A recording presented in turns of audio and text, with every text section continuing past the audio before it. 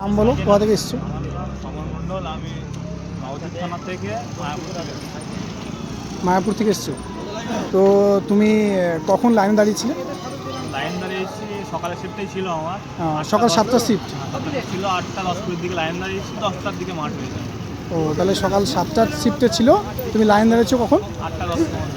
8টা 10-15 দিকে লাইন দাঁড়িয়েছিলে, তোমার মাঠ হয়েছে 10টার পরে। 10টার পরে।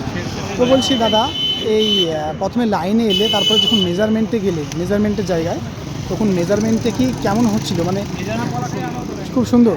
মেজারমেন্টে কেউ কোনো অজুহাত দিতে পারবে না। হ্যাঁ, বলছি যখন তুমি গেলে তখন তোমার হাইটটা বাড়িতে যখন তুমি মেপেছিলে, তখন বাড়িতে ঠিক যেমন হাইট ছিল, এখানে কি সেম হাইট পেয়েছো? হ্যাঁ, আমি বিগতবার মাঠ করতে এসেছি, ওখানে যা হাইট ছিল, যা হাইট বিগতবার বলতে গেলে কবে সেটা? আগের বার ছিল কলকাতাতে ছিল। ও, কলকাতা পুলিশ 2023-22 কলকাতা পুলিশ কনস্টেবলে মাঠ ছিল, তো সেখানে যা হাইট ছিল এখানেও সেম হাইট হয়েছে। তার মানে হাইটে কোনো কাটছাট করেনি। মেজারমেন্টে কোনো সমস্যা নেই। আর বলছি দাদা, কারোর যদি চেস্ট অর্থাৎ বুক ফোলাতে যদি একটু কম হয়ে যাচ্ছে, কোনো সমস্যা হচ্ছে? না, টাইম দিচ্ছে আবার। ও, তার মানে প্রথমবার যদি বুক ফোলাতে না পারছে, সেকেন্ড টাইমও টাইম দিচ্ছে। আর বলছি দাদা, যারা ওয়েট, মানে এমন অনেকে রয়েছে যারা ওয়েট নিয়ে চিন্তা করছে যে আমার 1 কেজি কমে যাচ্ছে, 500 কমে যাচ্ছে, তাদের ক্ষেত্রে কি হচ্ছে? তার ক্ষেত্রে বলছে জল খেয়ে আসছে, কলা খেয়ে আসছে। ও, মানে যদি 1 কেজি কিংবা 500 কমে যাচ্ছে তাহলে দাম দিচ্ছে, ওদের জল খেতে বলছে, জল খেয়ে আসো, আবার একটু ওয়েট করো, তারপর আবার মারছে। জল খেতে বলছে, দিয়ে আরেকবার মাপতে বলছে, মানে দ্বিতীয় চান্স দিচ্ছে। আর তোমার রান অ্যাকচুয়ালি তুমি কখন স্টার্ট হয়েছে?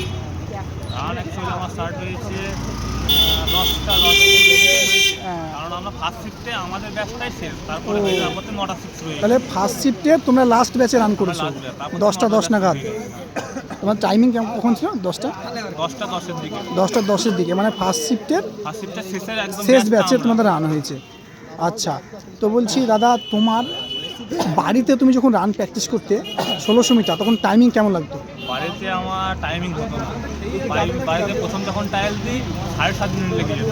তারপর 7.5 মিনিট কমতে আমি লাস্ট ট্রায়াল দিয়েছি 6:42-এ দিয়েছি, আর এখানে আমার 6:28 লেগেছে।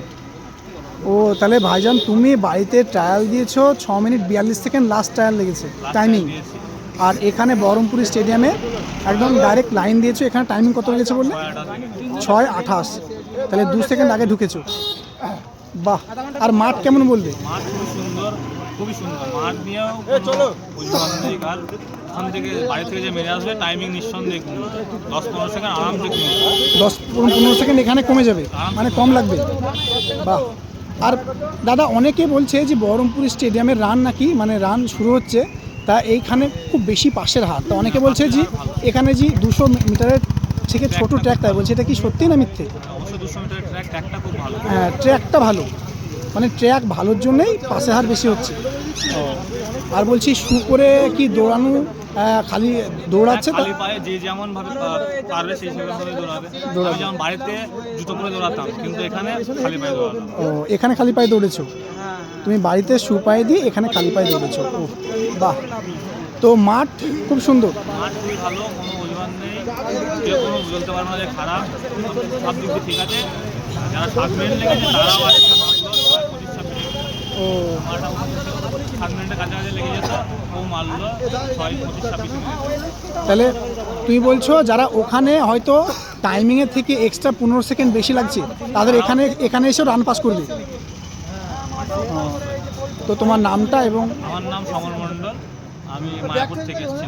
মায়াপুর থেকে এসেছি। তো ফ্রেন্ডস, যারা যারা আমার ইউটিউব চ্যানেলটা দেখতে পাচ্ছ, তারা প্রত্যেকেই শুনতে পেলে দাদার কাছ থেকে। তো দাদাকে আমার তরফ থেকে এবং আমার ইউটিউব চ্যানেলের পক্ষ থেকে এবং আমার টিমের পক্ষ থেকে অনেক অনেক শুভেচ্ছা ভালোবাসা রইল। আগাম জীবন তোমার সুন্দর হোক।